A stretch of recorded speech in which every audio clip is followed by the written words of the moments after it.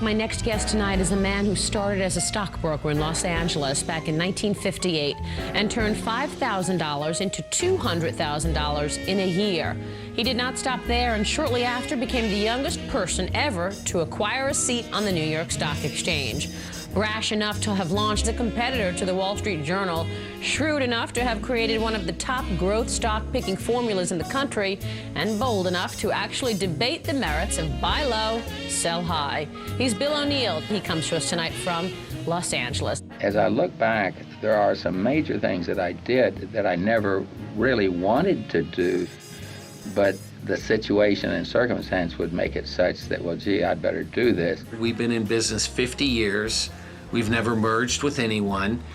The same name is on the front door as was 50 years ago, which is an accomplishment. It started really in the 60s because he was key punching data. It was hard to track price data back then. There really was only one vendor, S&P, and this was in the day of the mainframe. So everything was very, very manual in those days. We would buy a machine and then have to heavily modify it to get it to do what we needed it to do, because there was no one else in the country that was doing anything like what we were doing in those early days. Going back to the 70s, the organization has grown in size every year. I mean, revenue, employees, net worth.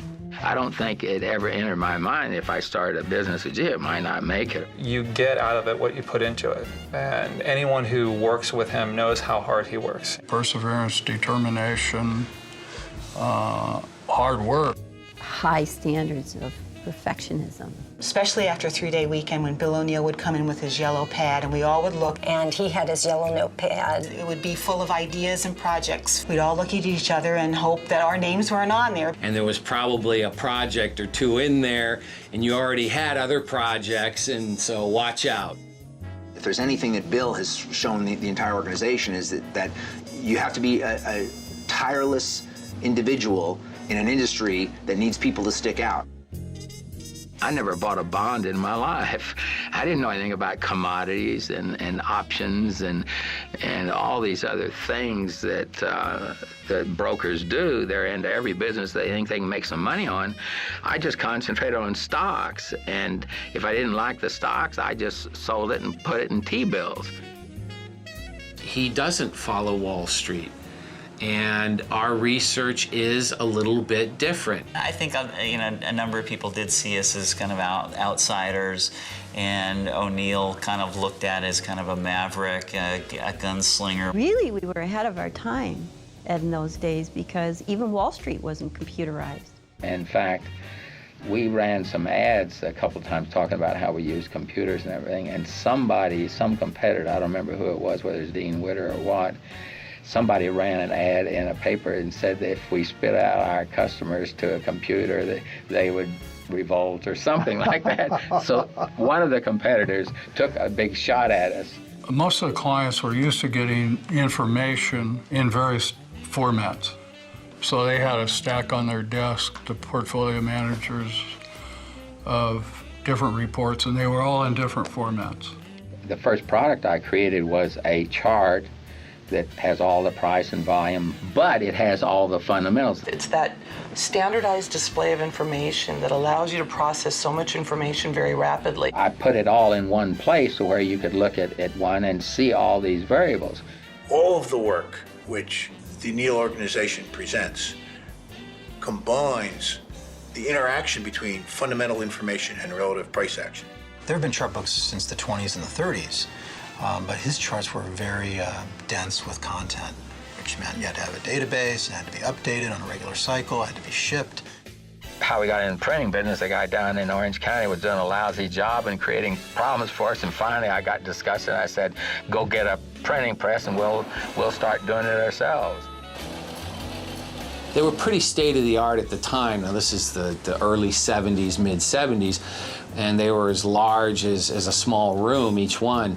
But I used to love running them fast. And I remember when we set out to sell that first book, I traveled around a lot of cities. The impression was always the same thing. They'd look at it, and they'd look at it, and they'd look at it. They'd study it and study it, and they'd say, well, we'll take it. And I read in the newspaper about a stockbroker by the name of William O'Neill, Bill O'Neill, putting on a seminar on the corner of Olympic and Beverly Drive in the heart of Los Angeles. So after the seminar, I went up to Bill and I said, Bill, would you consider becoming my stockbroker? And of course he said yes. I said, Bill, you know, would you, if you become my stockbroker, that's fine, but I want to not just do, I want to understand. Well, when I first started, no, I didn't have all these monitors, and I didn't even have a live quote system. Back when we were in the research department, we'd have to go walk around the room and find the ILX. We would use these old, I think they were bunker Ramo machines, and they were so expensive that everyone had to share one of these terminals to get quotes. So in the early 70s was when we really developed the research department. And in those days, we had about 7 people. I started as a research analyst. As a research analyst. I started as a research analyst. I was hired 18 years ago by Connie Cullen. The fact that our own database is so clean and accurate is absolutely critical. So, you know, I'd like to applaud and thank the research department for maintaining such a clean database, and the programmers as well for developing these tools and constantly, you know, innovating and making them better. If you look at one of the early charts, they look pretty basic. If I pulled out a data graph that Bill had worked on in the 60s or the 70s, and I show you one from the 80s and the 90s, there's this evolution. To me, the O'Neill chart is like an EKG for the company. It's a very easy way to immediately picture, you know, where the earnings have been, where perhaps they're going to go. The charts today are excellent because we've been in the business for 50 years. When I first came here, I remember everybody would talk about the model book, the model book. And I went, what's this model book they keep talking about? Everything that we're based off of is based off the model book, so that's why it's fun to work on them, because you're learning so much. Bill asked the question, what made the most successful companies or the biggest stock moves of all time? What characteristics did they have? And he came up with those canceling characteristics. You know, the earnings and the sales and the profitability measures and something new, an exciting new product or service or new management. Really boiling down what makes a great growth stock, what characteristics does it have? And we didn't really know what we were going to find when we studied from 1880 to, you know, the 1960s, because everything else was, you know, done from the 60s forward. So I was personally a little scared that, you know, what if this didn't work back then? What were we going to find? And I was pleasantly surprised that, you know, what was working in 1890 was the same thing that was working now. You know, all of those same factors have remained constant. So, you know, we can have confidence that, you know, our methodology is going to continue to work for decades to come. The original daily graphs were designed by my father over a 3-day weekend. He designed the Maroon books, which was a weekly chart, and now he sat down and thought about it and said, you know, I ought to have something for the retail public. What about the small guy or gal, right? Daily graphs, we just knew we had to go with an electronic product with daily graphs. Bill had wanted the online product, and he had a team of developers that came aboard in the 80s. Bill said, okay, sit down with Atesh and come up with something. And they got the chart going, but the technology to deliver it to the institutions wasn't quite there yet. Bill's philosophy was always the greatest products are the ones where you can sit down and just start doing it yourself. We have to be on time with everything that you need to know. On time and up to date. That's WANDA, the William O'Neill & Company's newest and most innovative investment tool. The real innovation came in the 90s with WANDA. We wrote this program, and we had finally the communications network with the internet to allow the transmission of all this data back and forth in a very quick fashion to draw this very sophisticated chart. We use the same delivery mechanisms as used on the internet that give the portfolio managers the ability to custom screen for data items on over 10,000 stocks. So WANDA was was done in Windows. It was fast, it had screening capabilities, and at the time, in the early 90s, it was definitely a very, very unique charting application. Well, I just came back from 3 weeks in Europe, and I'm on my iPad, looking at WANDA constantly, all the time. I use WANDA and Panerai every day for what I do for trading stocks. Mike Webster spent a tremendous amount of time on taking what Bill had written about and what Bill had verbalized for many, many, many years. And he worked for a couple years, Mike did with the developer, on coming up with the algorithms to do the pattern recognition. Bill often talks about in our meetings how information is so much more readily available, so things have just gotten much more fast-paced, whereas I think in the earlier stages it was a slower pace in terms of idea generation and holding periods.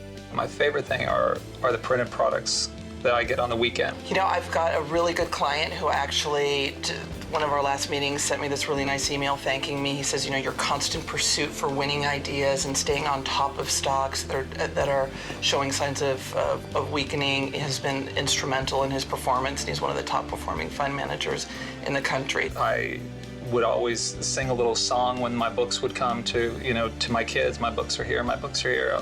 I'll save you the song, but... The really great managers are willing to look where others aren't, and the O'Neill books have just given Neil and I this easy, and a productive way to look at new names that perhaps we weren't paying attention to. Every week they're so fast to go through, and I'll just rip out the charts that look good, and then I'll sit down on the computer and do the rest of the research. Expanding the horizon. In other words, it's always, whatever sorting process there is, there are new names that come up and what's going on. We do have that reputation for really generating phenomenal ideas and just helping our clients pick the right stocks. I represent literally millions of households, and I couldn't have done what I've done without your help, so thank you so much. Happy customer since 1976, and still satisfied. Keep up the great work. Thanks. There's always innovation, change, and you have to keep changing with it, otherwise you go by the wayside. So, yeah, the internet opens up a whole new world. Large books to smaller books to computers to the mobile world. Moving more towards mobile, more iPad, iPhone, taking old print brands like Daily Graphs and reinventing that as MarketSmith. Second step mentality is really about the second step of this firm's evolution impacting entire institutional environment. We've actually accelerated the changes in the company and the products that we offer and our areas of expertise. And I'm especially excited about the fact that we're now focusing on the global markets and the international markets. The world's really pretty small.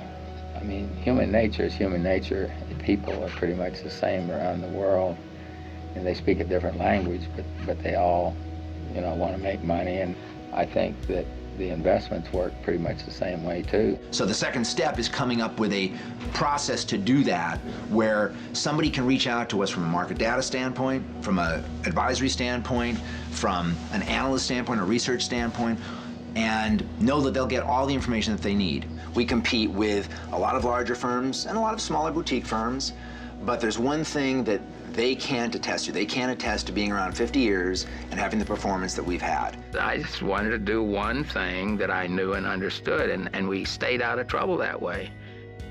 I remember first meeting Bill in the early 90s. I've done business with Fidelity every year for the last 60 years. I think as a young manager, Neil, I was on this theme of pricing in the energy sector, and basically the stocks were all flatliners, and Bill said, you really want to focus on the leaders in the market, Will. That's an interesting story, but you need to find the leadership. And I guess what I remember for that meeting was just how generous he was with his time and his thoughts. And here I was, basically an inexperienced fund manager, but he made the time for me.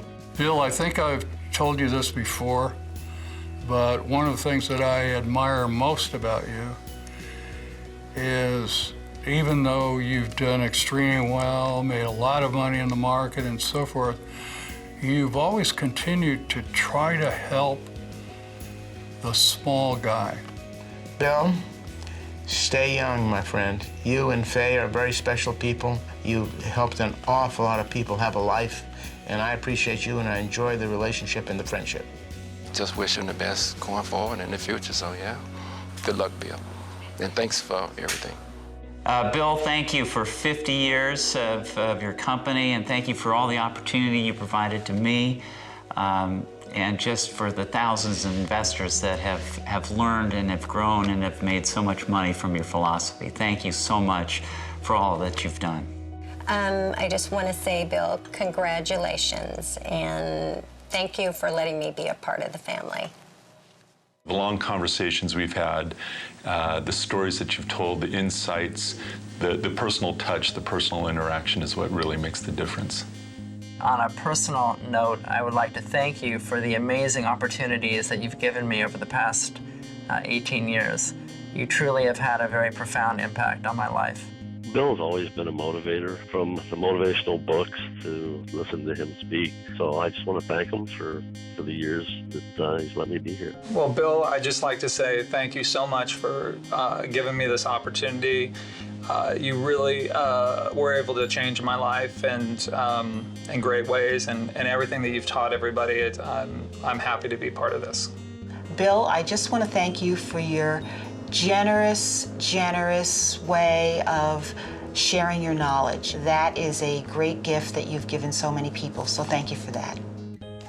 Well, Bill, congratulations on 50 wonderful, successful years. I've been so honored and pleased and grateful to have been a part of it. I've spent half of my life here, my entire career, and I'm just so grateful for that opportunity. Thank you very much. I want to thank him for teaching me how to stick with it and for giving me literally the opportunity of a lifetime. Bill, I just want to say a happy 50th anniversary. I appreciate everything that you've taught me. You've been a great mentor and educator, and all the opportunities that you've provided our employees. Thank you. Pop, you did it. You made it 50 years. We're still a private company. We have no debt. We have great products. We have great people. Congratulations. If I had some plan, maybe I might have thought, well, at some point I could maybe start a little hardware store or something.